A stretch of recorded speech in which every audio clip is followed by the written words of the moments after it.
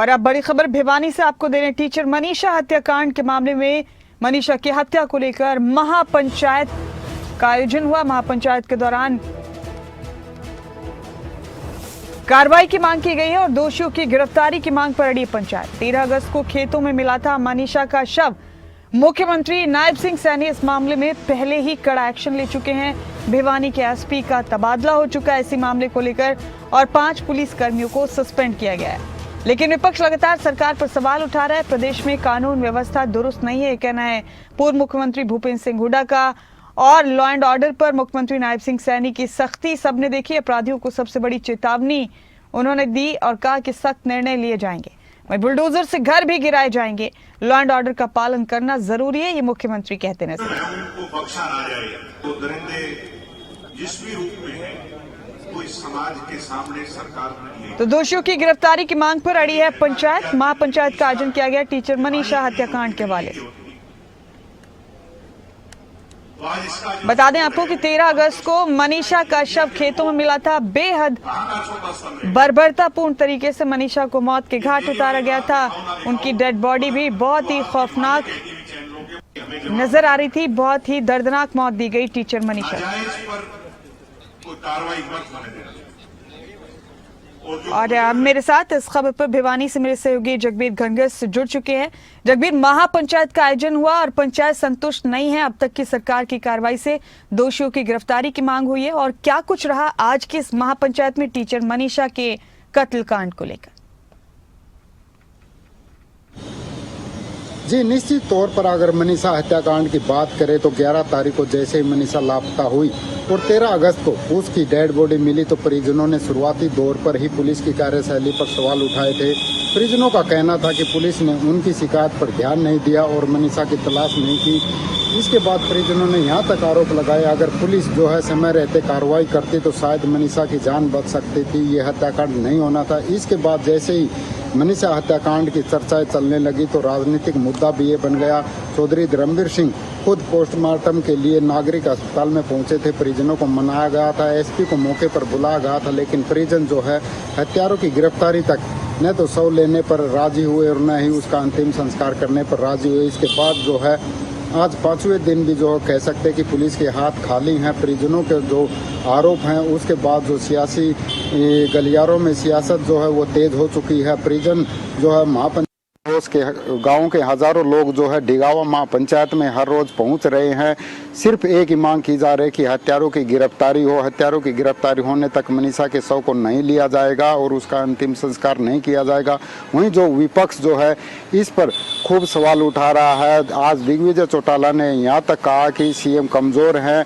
इसके ऊपर जो है सिंचाई मंत्री श्रुति चौधरी ने पलटवार किया है। श्रुति चौधरी ने कहा कि उन्होंने और उनकी मां किरण चौधरी ने सीएम से बात की थी। इसके बाद सीएम ने मामला संज्ञान में आते ही एसपी का तबादला किया, 5 पुलिस कर्मचारियों को सस्पेंड किया। यानी कि कह सकते हैं कि इस पूरे मामले पर जो है अब सियासत शुरू हो चुकी है, लेकिन 5वें दिन भी पुलिस के हाथ खाली हैं। वहीं अगर बात करें पोस्टमार्टम रिपोर्ट की, जो मीडिया रिपोर्टें आ रही हैं कि जो मनीषा है उसकी बड़ी ही बेरहमी से हत्या की गई थी। उसकी गर्दन को इस बेरहमी से काटा गया कि वो केवल 5 इंच गर्दन बची थी, यानी कि आधे से ज़्यादा गर्दन को काटा गया था।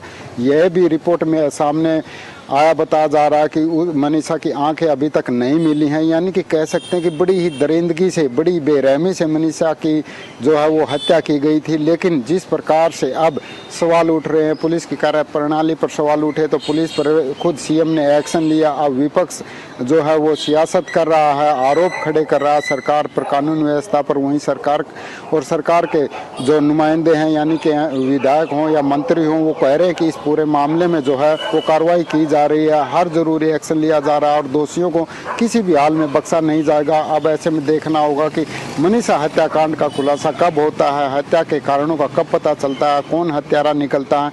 लेकिन एक बात यहाँ ये भी बताई जा रही है कि कहीं ना कहीं गुपचुप तरीके से अंदर खाने ये भी चर्चाएं हो सकती है कि कहीं ना कहीं परिवार का ही कोई सदस्य इसमें ना हो, जिसके बाद अगर ऐसा सच साबित होता है तो इस पूरे मामले में नया मोड़ आ सकता है। जी, बहुत शुक्रिया जगबीर आपका इस खबर पर जुड़ने के लिए, तमाम जानकारी देने के लिए।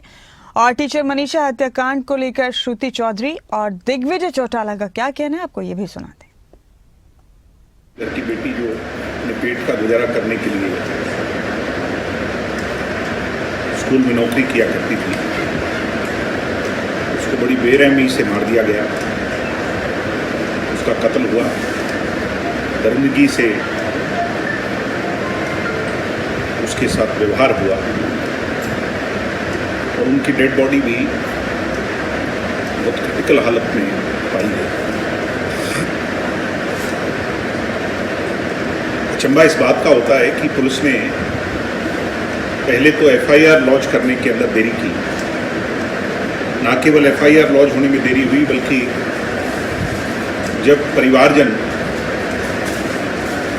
एफआईआर के लिए पुलिस वालों के पास गए तो पुलिस या तंत्र का ये कहना था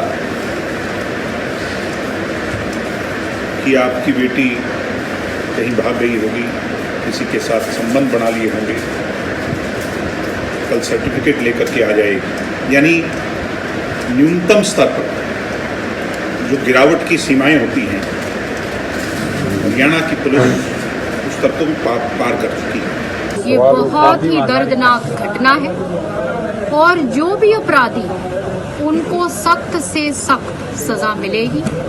मेरी बात, किरण जी की बात स्वयं माननीय मुख्यमंत्री जी से हुई इस विषय में, और आपको पता है कि एसपी यहाँ पे तमाम जो प्रशासन है उसको बदला गया है। पुलिस फोर्स के अंदर एसपी रातों रात बदले गए, 5 अधिकारी जो हैं वो सस्पेंड हुए हैं।